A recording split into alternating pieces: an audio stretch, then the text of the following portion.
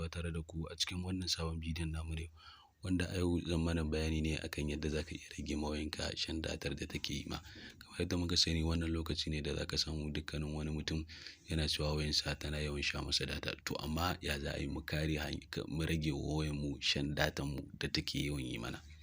Domin kamar yadda muka sani yawan shan data, misali da ka sa 1 gig sai ta yi saurin ƙarewa, sai ka kasa gane meye matsalar. To don haka ku biyo mu a cikin bidiyon domin zan mana bayani ne akan wasu hanyoyi kamar guda 5 ko guda 6 ta yadda za ka iya rage shan datar da wayanka take yi ma. Da haka a yanzu zan je in mana bayani kamar haka. Da fari abin da za ka fara yi shine za ka fara shiga cikin setting na wayarka. Bayan ka riga ka zo setting za ka danna shi kamar haka ya buɗe maka. Bayan ka shiga cikin setting za ka zo ka danna wannan abun na biyu gashi nan inda aka sa sim card and mobile network. Daga nan sai ka duba kai ƙasa za ka ga an rubuta na ƙarshe data setting and data usage, sai ka danna shi kamar haka. Daga nan sai ka zo nan inda aka rubuta data saver sai ka danna shi ma. To a nan gurin za ka ga nawa a buɗe yake. To kai ma sai ka danna shi ya koma a buɗe, domin kai idan baka buɗe shi ba zai nuna ma haka ne. To daga nan sai ka danna shi haka sai nuna ma alamar ya buɗe. To daga nan sai ka buɗe shi. To amma ni yanzu na riga na kulle naka, kai za ka iya buɗe naka domin kana so ka kulle yawan shan datan da yake mani. Yauwa.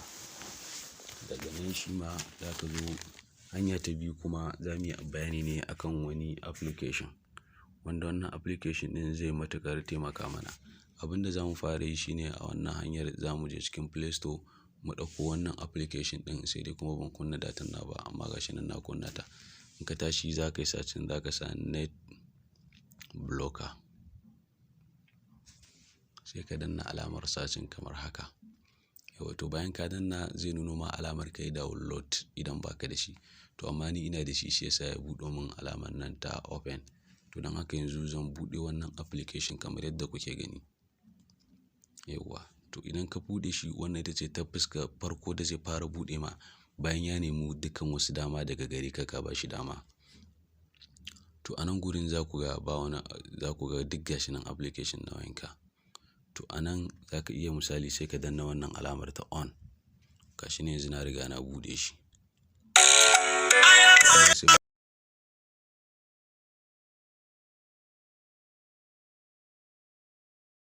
Dole application ɗin yana da wasu 'yan talloli, za mu yi haƙuri mu jira domin application ne na free. Yanzu misali zan iya zuwa in danna alamar WhatsApp ɗina in kulle shi. Yauwa gashi nan. Sai na danna shi kamar haka. To yanzu duk wani saƙo da za a turo min ta WhatsApp ba zan gan shi ba, kuma ko da na tura ba zai je ba. Sakamakon me? Misali yanzu ina kan Facebook ne. To don haka duk wata data da za a sha min a WhatsApp to ba za a sha min ba, saboda na riga na katse network ɗina tsakaninsa da WhatsApp ɗina. Don haka kaɗai zan yi Facebook ne ba tare da na ga saƙona na WhatsApp ba. Haka nan kuma idan misali kana yin TikTok, in ba TikTok ɗin kake so ka shiga ba misali, sai ka je ka danna kan TikTok ɗin. Misali yanzu sai in zo in lalubo TikTok ɗina.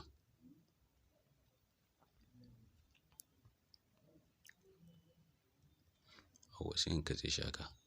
To shi ma duk wani saƙo da za a turo ma a TikTok a wannan lokacin, maybe kana Facebook ne shi kamar yadda na faɗa a baya.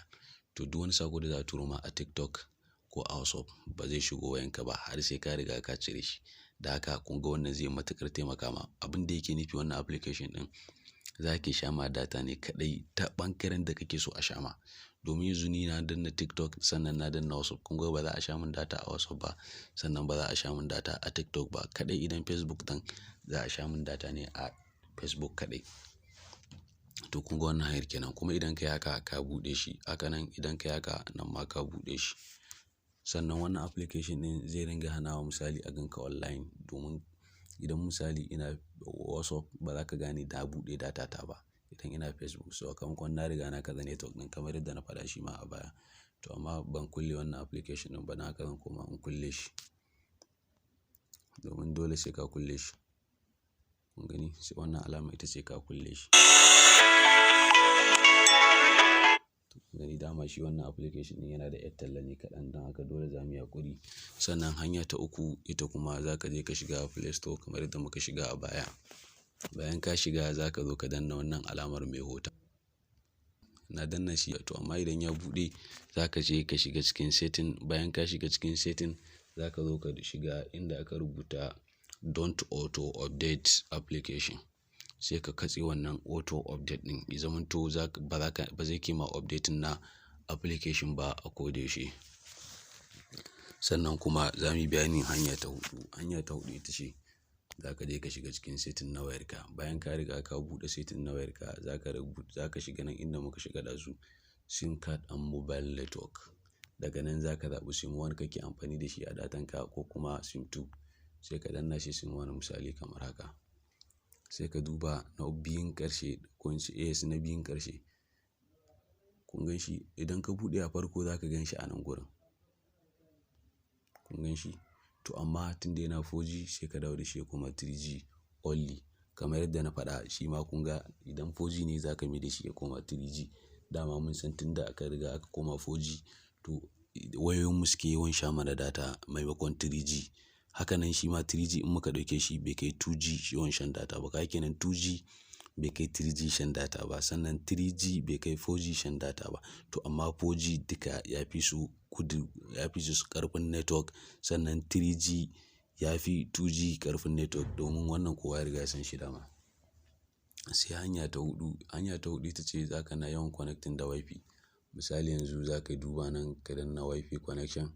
Za ka ga idan akwai Wi-Fi sai ka yi connecting, in kuma babu sai ka yi haƙuri. Kun gani? Yanzu to kun ga wata waya nan misali. Yanzu za ka duk wani Wi-Fi da za ka gan shi a nan za ka ga in ya gama searching za ka na ganin shi a ƙasan wayanka nan gurin. To idan babu kuma dole za ka yi haƙuri ka yi amfani da datan wayanka. Sannan kuma ta hanya ta shida shine duk wani application da kake gani a nan yana sha ma data to za ka iya kulle shi domin ya rage yawan sha ma data da yake. Kamar yadda kuke gani wannan hanyoyin da na yi bayani hanyoyi ne da za su matuƙar taimaka ma don ka rage ma wayanka shan data domin kowanne mun gwada shi kuma mun tabbatar yana aiki.